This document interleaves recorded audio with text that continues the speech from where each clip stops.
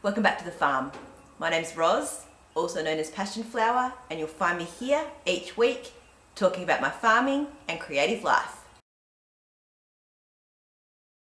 We've had a lot of rain this week, but it's also been quite humid, which is horrible. I really don't like it. Today seems like it might be the first day that's actually pleasant. No rain, blue skies. This morning it was beautiful and misty and cool, and now it's all cleared and it looks like it's going to be a really lovely day. What has been good because of the rain and warm weather is that our grass is growing again in the paddock, so we can see shots of green everywhere. After a very short and not hot summer, we are now getting green grass again very, very quickly. I finished up restoring my wood fire heater this week. I put a new rope seal into the door where the glass is, and just gave it another coat of paint on top just to finish it off. Put all the bits back on, and then cleared the carpet spot. I just removed some of the tiles, but there was one spot where I needed to cut that, so I've cut the tiles, and now it's sitting in place approximately where it's going to be.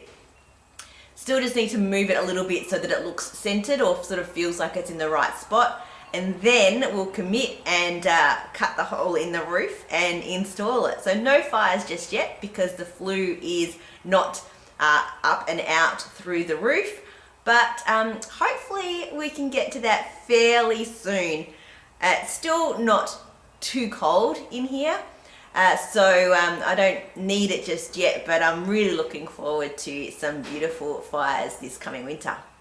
I decided it was time to revamp one of the veggie boxes. It had become a little bit overgrown. I'd sort of let everything go to seed just to see what had happened, and the rocket has gone absolutely crazy. It went everywhere. So I've thinned that out now, and the goat's got a really good feed from the rocket that I pulled out. And then I decided that I should add some additional soil. It had sunk quite a bit from when we first built the boxes, and I had additional soil still in a pile from that original delivery. So I did a couple of wheelbarrow loads and just added a little bit. I put some hay around the edges, and then I just added an extra layer of soil. So then I planted some beetroot and some bok choy, and still in there is dill, leek, the rocket, and some celery. And then I did a really quick dash to the garden supply store because I realized that I didn't have any pea straw mulch to put on over the top to protect the top layer of soil, to prevent weeds, and to keep the plants protected and moist. So I went and did that, and while I was there, I had a little impulse buy. I bought some garlic to plant. Being the autumn equinox, it was a really good time to plant. They said that they were all ready to be planted now. So I chose 3 different varieties, and I've done a little map and marked out where I planted each type in that same veggie box, so that I can keep track of where they are, and also so that we can decide which one we would prefer to eat ourselves. We eat a lot of garlic, and we had been talking about trying to grow our own. We tried a couple of times in a different area, but it kept getting turned over by the chooks, and the cows get in there and eat it. So hopefully this is a much more protected spot and we can manage it a little bit better. And then hopefully we are not having to buy garlic anymore, and we can just eat our own fresh garlic from our garden. Now, a really super weird thing happened this week. I've now discovered what it was, but to begin with, it was just this strange thing and felt extremely eerie. So it was one of the very rainy afternoons, and I was sitting inside knitting, and I heard something that sounded like a woman yelling, like in pain.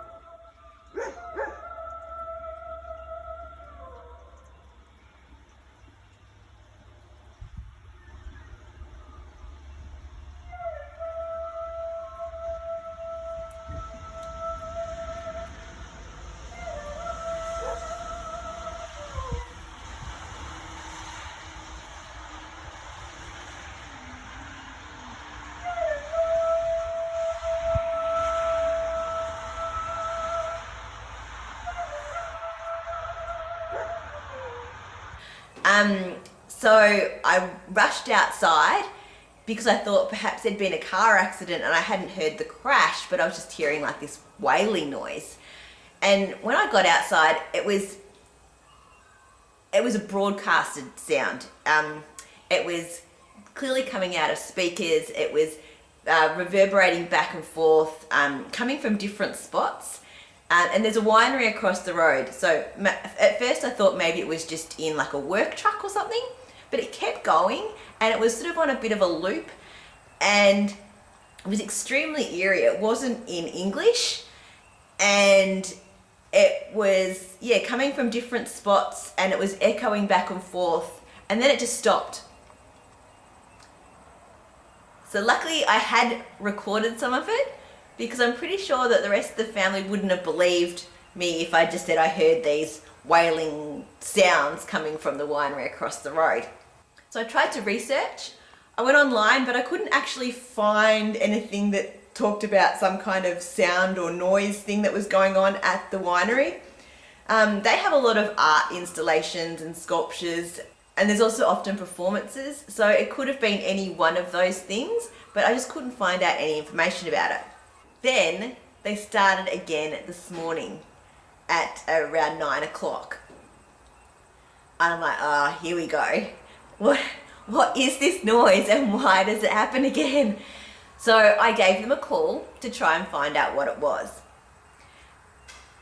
And what it is a sound art performance that is going today and across the weekend. And it is performed in Aboriginal languages by an opera singer. And apparently it's being broadcast, the sound travels about 2 kilometers apparently. And they do have lots of speakers set up everywhere, and you're supposed to go to the art gallery they have there and stand in a particular spot, and it's this whole immersive experience with the sound. We're just getting the sound. And it's happening today on the hour, every hour for 5 minutes through until 3 o'clock in the afternoon. And then on the weekend, it's going to be 2 15-minute sessions at 7 o'clock at night.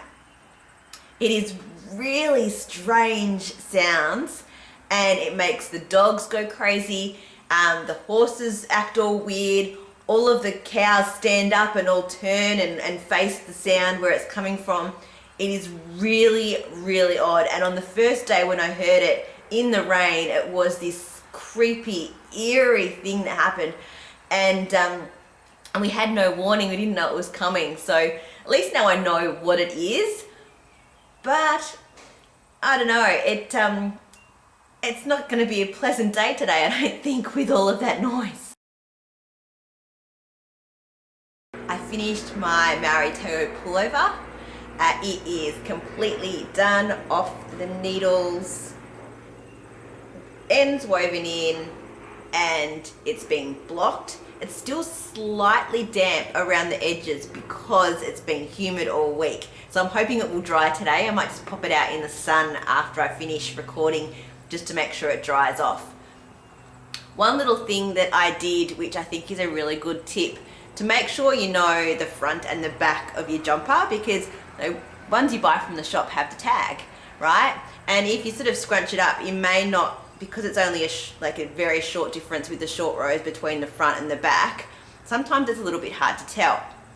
So what I've done is when I wove my end in, I just left a little loop, which will sit flat and you won't have it sticking out because it's not high enough to come out, but just a little loop on the back so that I can tell what the back is.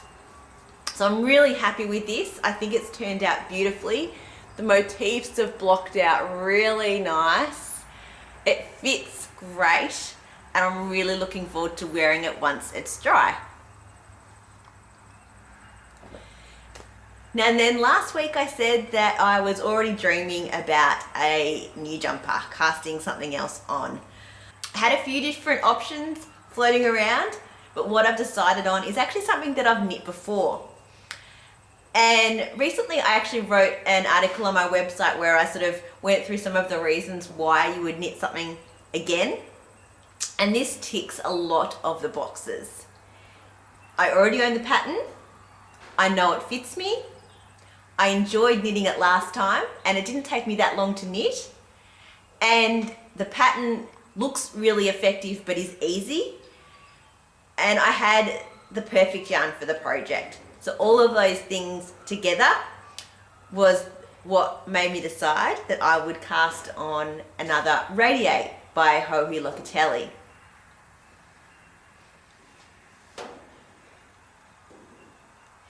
Here is the first one that I knit. So it's a slip stitch rib pattern at the top. And then it's just plain knitting for the body and the sleeves. But you've got this really cool color work section at the top. So I really love this and it's really comfortable and it fits. So I thought, let's do another one of those. So the colors I have chosen, the green is my contrast color, and this is a Corriedale silk from Colleen's Crafts, which I've tried to find the perfect project for a number of times, and I believe now that this is it. And then I've got a brown, which is in a huge ball, which took me ages to wind by hand because it didn't all fit on my ball winder. So I had to wind it first and then do a whole lot by hand. So it's like as big as my head. This is a natural brown from Bennett and Gregor, called Wirrawa, that I got from Bendigo Ship and Wool show quite a long time ago. And I have a whole other jumper, the Miranda with cables, knit in this, and it is beautiful to wear. And I had enough of this color again to do another jumper, so I'm excited to have this. So I've started, and I love the start of jumpers, especially top down around the neck, because you feel like you get so much done. You get a whole lot of progress really quickly and it's really satisfying.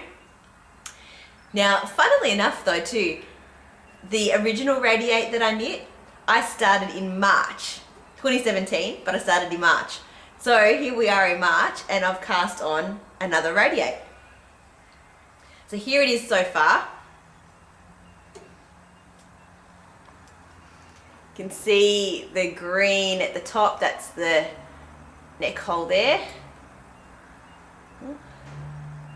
And then I've just started adding in the brown as well. So I think it's looking really great. I'm enjoying it. It's going really quickly, especially as this is a DK compared to the fingering weight, which the Mauri Tau was. So it's a very different knit already.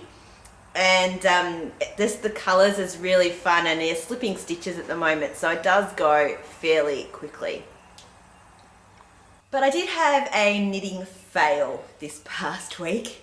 I've been talking about those flamingo lane socks, and they've been looking beautiful, but I hadn't tried them on, had I? So I tried to put them on this week, and oh, they're way too tight and way too small. I haven't done colour work socks before. I've done colour work mittens and they knit up fine. So I just have to rip it out and start again. I obviously made my floats way too tight. I am going to try, I think, knitting it inside out. That way I can see my floats a lot better and control them. And I just have to remember to do a little bit and try it on. Make sure that it fits up over my heel. That is the big test. So it was just not stretching enough to get over my heel. So it's having a little rest. I've ripped it out and I've re-knit the twisted rib cuff. And I will get back probably this week to the colour work and be very, very careful to make it looser this time so that it will fit. Well, that's it for another week. Thanks for spending some time with me. If you're enjoying these videos, please give me a thumbs up and subscribe to my channel. And I look forward to seeing you next week on the farm. Bye.